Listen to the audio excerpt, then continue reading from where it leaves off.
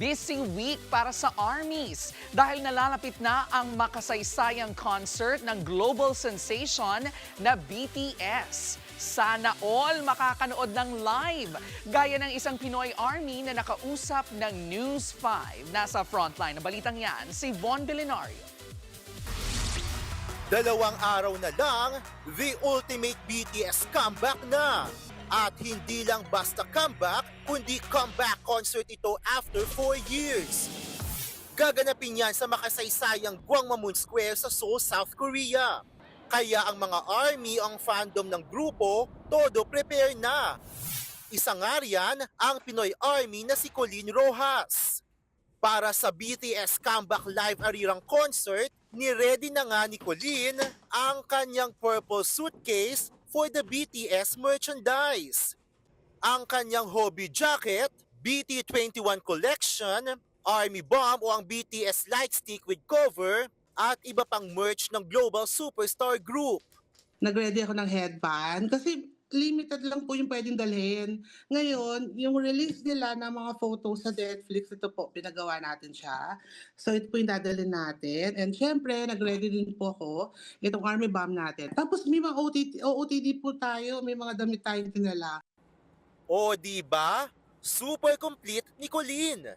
Sobrang excited po. Yung kaba, nandito pa rin talaga na alam niyo po yun, kahit nakailang beses na po tayong bumalik sa Seoul, pero yung ngayon, iba yung excitement ngayon kasi first comeback po ng BTS. Isa si Colleen sa mga maswerteng nanalo ng free ticket para sa kick-off concert ng BTS. Kaya naman biyaheng South Korea na siya para makita ang kanyang beloved OT7. Ibang feeling, iba.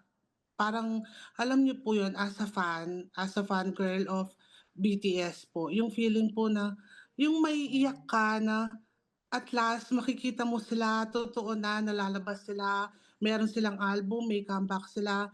Yun pong, sa tinagal ng hinintay din natin for 4 years, finally po, matutupad na, makikita na natin sila at last. Kahit personal na dadalo si Colleen, hindi yan nakalimutan ng mga fellow Army niya sa Pampanga.